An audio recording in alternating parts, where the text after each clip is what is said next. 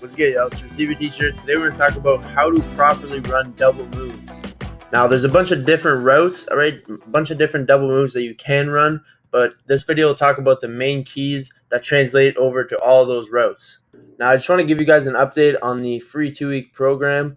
We've been working really hard to get it out to you guys, but it's going to be dropping on a platform, and whenever we drop these programs later down the road, all right, it's going to be right on your phone on an app. So I don't want to drop like this shitty program and you guys just be like, what the fuck is this, you know? So I'm really trying to wait till the platform allows us to make it into an app, and it should be around early August, all right? So again, I'm sorry for the delay, but I really want it to be good for you guys so I can give you guys the most value and help you guys get better as much as possible, all right? So just stay on the lookout for that. And if you haven't, go to receiverteacher.com, goddamn, fill out your email, and you'll receive it as soon as it drops, all right?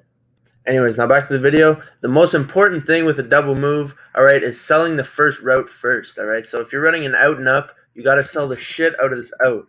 You know, to the field, he would have a lot more space, all right, and he wouldn't have to cut it up right here before getting into the sidelines. But he makes a nice catch for the touchdown because he's able to sell the first route first and make that DB bite down hard.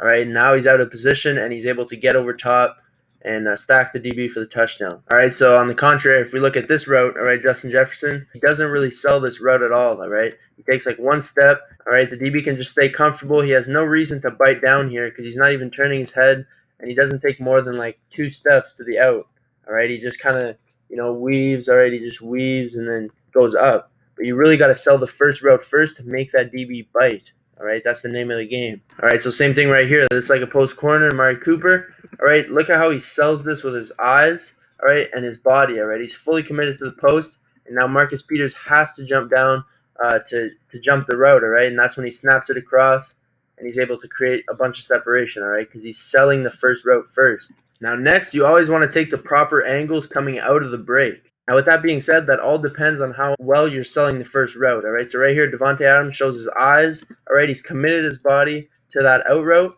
and then watch how the DB jumps down, tries to, you know, jump the route.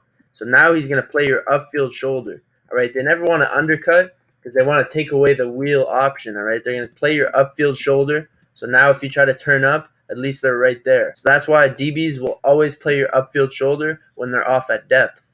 Now, with that in mind, once you sell the route, all right, you might have to jump inside, all right, because he's playing your upfield shoulder. The last thing you want to do is get collisioned right here, all right, if he gets his hands on you, because now it disrupts the timing and you can't get upfield quick enough, and, you know, that's when the throw might be overthrown because you got stuck right here with the DB. So he's able to, boom, stick it, and cut inside, all right, where he has space to avoid contact, avoid collision. The setup of your double move is very important as well, all right? You don't want to take a shallow angle, all right? Let's say on a post corner. You don't want to be super shallow with this post or slant and then have to break it up like this, all right? That's a much harder angle than if you go slightly upfield and now you break it up here, all right? That's a much easier angle right here, all right? Simple fucking geometry. If you don't listen in math class, all right, this shit could help you. I don't know. Also understand that, you know, when there's safety help, you have to influence the safety right here. All right, so move him inside. And how do you do that? You sell the first route first. Look how he gives eyes to the quarterback, all right, turns his body to the post, to the slant, whatever this is, and then, boom, sticks it up. And this guy, the safety, got caught lacking already. Jumps down the route because he sold the first route first. Right, as we know, separation is made coming out of the break, all right? How fast can you hit your break and get out, get to where you got to be? Does a great job right here. After the break, he takes, you know, 3 to 5 hard steps upfield, all right, creating separation before turning his head, all right? He's setting his angle to the corner, and he doesn't turn his head until he's created that angle and created separation. Now, I'm sure we've all seen this clip, and, you know, there's no denying that this ball was overthrown. But, you know, there's nothing we can do about that as receivers, all right? You can't control your quarterback, but what you can control is how fast you get to the spot, all right? As we know, QBs are throwing the ball to a spot. It was a 7-man blitz against a 6-man protection. So there's one unblocked guy that's coming, trying to take Nick Foles' life, all right, put him in a coffin. So you got to know that, and you got to know that he's going to be throwing this ball to a spot before you even probably make your break, all right? He's putting air under it, all right, and he's going to let you run under it. Now, also, you need to understand that double moves take time, all right? You're fully stopping, selling the first route first, and then exploding out. So that's why you gotta create separation out of your break, all right? Don't turn your head early, all right? Don't look back, because when's the last time you seen Usain Bolt running a race looking back?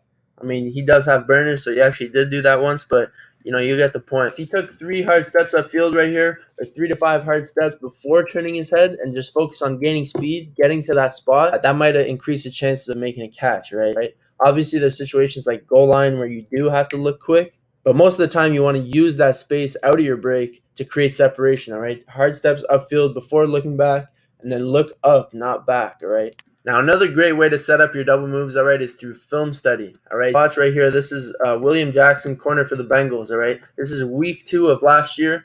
Odell Beckham hitting him with that shit, all right? Making him stanky leg on the field, turning it upfield, catching a touchdown, all right? So, again, this is week 2. Keep that in mind. Now, if we fast forward to week 10, all right, of that same year, again, number 22, William Jackson, covering Deontay Johnson, hits him with that same comeback and go, and guess what? He bites again.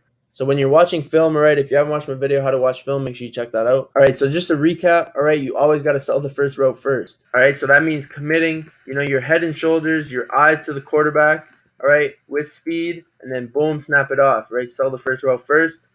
Now, once you get to the break, all right, take the right angles out of the break. And you do that by setting yourself up, all right? Don't be too shallow, all right? Take a better angle so that it's easier for you to get out of the break. And lastly, don't look for the ball early, all right? Take 3 to 5 hard steps upfield before turning your head to maximize separation and set that angle to get vertical. So that's basically it for today's video, how to run a double move. I hope it helped. If it did, make sure you drop a like, drop a comment what you want to see next. I read every single comment. Again, sorry for the delay for that program, but I guarantee you when it drops, it's going to be fucking elite. And if you haven't already, make sure to follow us at ReceiverTeacher on all platforms. Make sure to subscribe if you're new. But yeah, that's going to be it, and I'll see you next video. Peace out.